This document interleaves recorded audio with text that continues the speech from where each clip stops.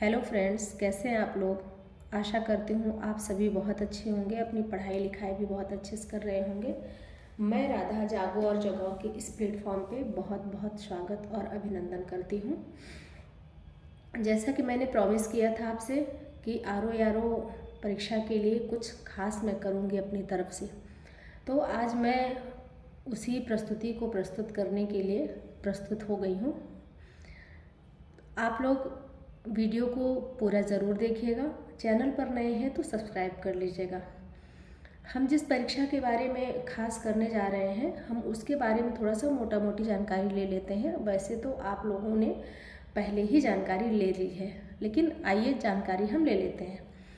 तो इस परीक्षा को जो कंडक्ट कराती है वो संस्था का नाम है Uttar Pradesh public service commission, यानी यूपीपीएससी। परीक्षा का नाम क्या है, मतलब जिस पद पर हम बैठने जाएंगे, जिस पद के लिए परीक्षा दे रहे हैं उसका नाम क्या है, तो समीक्षा अधिकारी, सहायक समीक्षा अधिकारी, रिव्यू ऑफिसर और असिस्टेंट रिव्यू ऑफिसर, आरओ और एआरओ शॉर्ट में जिसको हम बोलते हैं। परीक्षा कितने चरणों में होनी है? 2 चरणों में। प्रारंभिक परीक्षा, मुख्य परीक्षा। इंटरव्यू नहीं होता है इसमें। प्रारंभिक परीक्षा में कुल कितने मार्क्स आएंगे, तो 200 मार्क्स, और जिसमें 2 पेपर होंगे। 140 नंबर का जीएस होगा और 60 नंबर की हिंदी आएगी। कुल प्रश्न कितने रहेंगे? 200 रहेंगे। अरे भाई 140 नंबर, 140 क्वेश्चन और 140 मार्क्स, 60 क्वेश्चन और 60 मार्क्स। दूसरे चरण में क्या होगा? मुख्य परीक्षा होगी। मुख्य परीक्षा में टोटल कितने मार्क्स रहेंगे? 400 मार्क्स रहेंगे, जिसमें से हमको कितने भाग में डिवाइड करना है, मतलब डिवाइड रहता ही है, इस ऐसे ही आती है। तो जीएस 120 नंबर का आता है, हिंदी 60 नंबर की वैकल्पिक और 100 नंबर की लिखित आती है। अच्छा, ये प्रीलिम्स में हिंदी ऑब्जेक्टिव टाइप आती है। 60 नंबर की ऑब्जेक्टिव टाइप हिंदी मेंस में भी आती है, और 100 नंबर की लिखित यानी जो पत्र वाला होता है ना, सरकारी पत्र, अर्ध सरकारी पत्र, वो ये आता है। तो 160 नंबर की टोटल हिंदी हो जाती है, और निबंध 120 नंबर का आता है, यानी 400 में से 160, 120 और 120, ये आपके टोटल 400 हो गए। अब हम जीएस में देखते हैं कि प्री और मेंस में कौन कौन से सब्जेक्ट हैं। तो भारत का इतिहास है, जिसमें तीनों इतिहास आ जाएंगे, एंशियंट, मिडावल और मॉडर्न। भारत एवं विश्व का भूगोल, यानी भारत का भी भूगोल है, विश्व का भी भूगोल है, एवं प्राकृतिक संसाधन, भारतीय राज्य व्यवस्था या जिसको हम पॉलिटी कहते हैं, सामान्य विज्ञान, फिजिक्स, केमिस्ट्री, बायो, भारत की अर्थव्यवस्था यानी इकोनॉमी, पर्यावरण पारिस्थितिकी, environment and ecology, UP special आता है, जनगणना एवं नगरीकरण आता है, कृषि, व्यापार एवं वाणिज्य आता है, करंट अफेयर्स, विविध, गणित एवं रीजनिंग।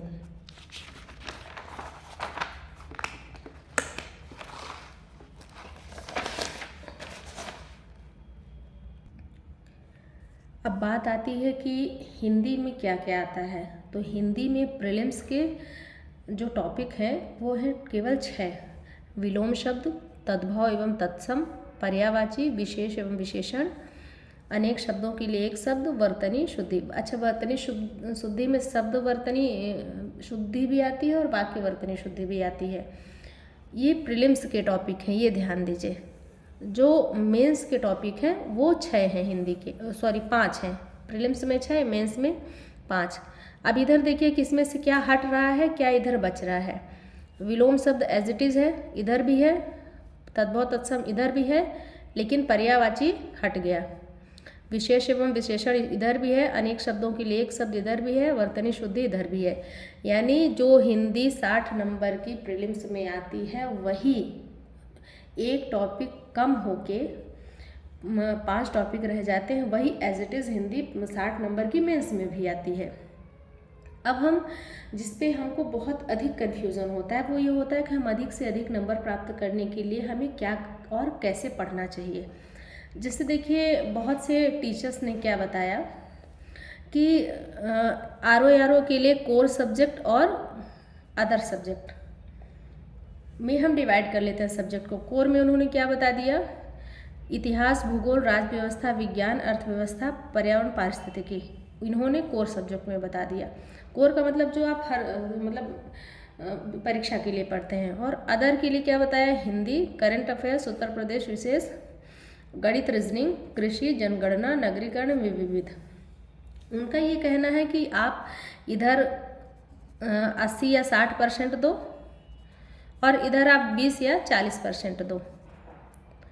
आज आप अपनी रीजनिंग लगाइएगा, क्योंकि मैं जब जब भी कोई बात करती हूँ ना तो मैं उसमें हवा में बात नहीं करती हूँ। आप अपने रीजनिंग लगाइएगा। क्या आप हिंदी में 60 में से 60 ले पाएंगे? सारे के सारे बच्चे 60 में से 60 नहीं ले आ पाते। हमको सबको लेके चलना है, जो कमज़ोर है उनको भी, जो बहुत मजबूत है उनको भी। जो कमज़ोर है उनको हमको कम से कम परीक्षा में पास तो कराना ही है, और जो मजबूत हैं उनके तो नंबर बढ़ जाएंगे। तो उनका कहना है कि हिंदी में आप 60 ले लो, करंट अफेयर्स में 20 से 22 ले लो, तो 80 नंबर आपके यही हो गए। और उसके बाद उनका मतलब ये, अब यहाँ से मेरी कहानी शुरू हो जाती है। मैं कहती हूँ कि आप लोग कट ऑफ कम से कम अपनी 145 नंबर का टारगेट रखो। अब बहुत से लोग कहेंगे ये तो बहुत बड़ी बात है। कुछ बड़ी बात नहीं है भाई, क्योंकि आप 145 टारगेट रखोगे तब आप जाके 140, 135, 130 पे आके गिरोगे। आपने उड़ान ही अगर खजूर के पेड़ की भरी तो आप वहाँ से गिरेंगे तो डायरेक्ट ज़मीन में आएंगे ना। कम से कम आप उड़ान तो आसमान की भरो, वहाँ से गिरोगे तो अंतर खजूर के पेड़ पे अटकोगे। उड़ान ही खजूर के पेड़ के भर के तो फिर नीचे ही आओगे। इससे अच्छा उड़ान लंबी भरो। आप कट ऑफ मतलब अपने मार्क्स ज़्यादा गेन करने की कोशिश करिए। अब मैं आप लोगों से कुछ प्रश्न पूछती हूँ। क्या हिंदी, करंट, यूपी स्पेशल, गणित, रीजनिंग, कृषि, जनगणना एवं विविध को पढ़ के यानी अदर सब्जेक्ट को पढ़ के आप निकाल पाओगे? क्या हिंदी में 60 में 60 ले आ पाओगे आप? करंट में क्या 25 में 20 से 22 नंबर आ जाएंगे आपके? करंट पूरे साल में 1.5 साल में कहाँ से क्या पूछ लेगा कोई भरोसा नहीं। मेरा कहने का मतलब ये नहीं है कि मैं किसी को गलत ठहरा रही हूँ।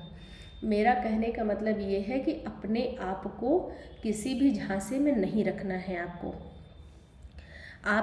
अच्छा, अब हम क्या करेंगे अपनी रणनीति में? तो हमें कोर और अदर सब्जेक्ट को क्या करना है?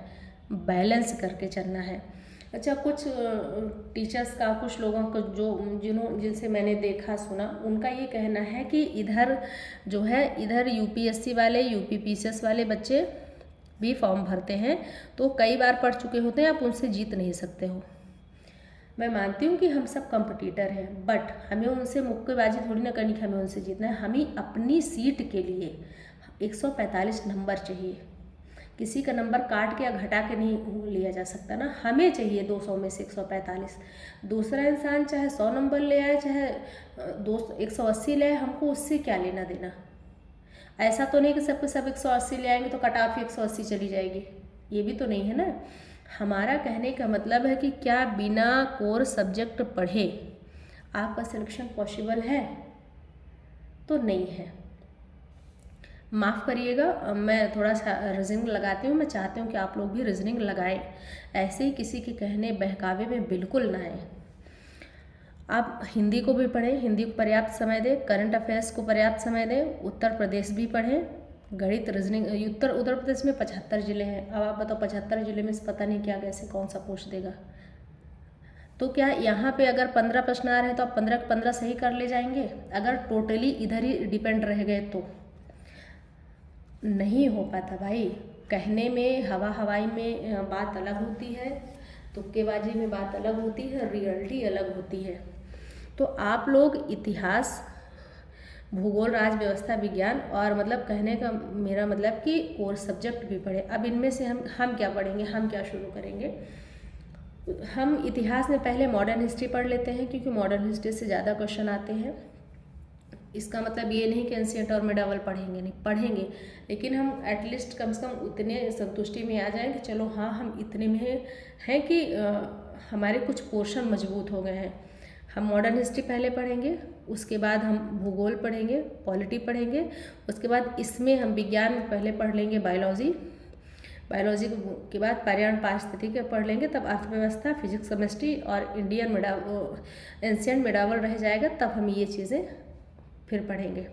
अच्छा, हमको पढ़ना कैसे है, क्या करेंगे, कैसे पढ़ेंगे, ये सब लाइव क्लास में बताया गया है आप लोगों को।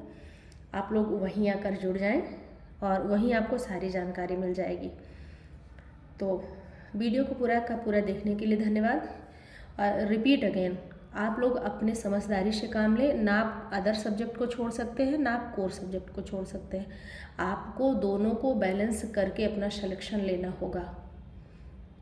ऐसा नहीं है कि जो कोर सब्जेक्ट जिनका मजबूत है, GOP PCS वाले बच्चे बैठे हैं RO में, जिनका कोर सब्जेक्ट मजबूत है तो वो अदर सब्जेक्ट नहीं पढ़ लेंगे।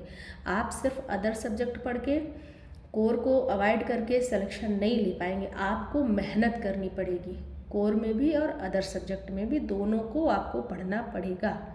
और मेहनत का केवल एक मात्र रास्ता है, वो है सिलेक्शन का एक मात्र रास्ता केवल मेहनत है, बाकी कुछ नहीं। तो चलिए फिर मिलते हैं लाइव क्लास में। Thank you so much. Video को पूरा ज़रूर देखें। चैनल पर नए हैं तो सब्सक्राइब कर लें और अपने सुझाव कमेंट बॉक्स में ज़रूर दें। और मैं जब पढ़ाऊँगी तो मैं इसी तरह कॉपी पर ही पढ़ाऊँगी और यही हमारी पोजीशन होगी। आप लोग बताएं ठीक है या नहीं। Thank you so much.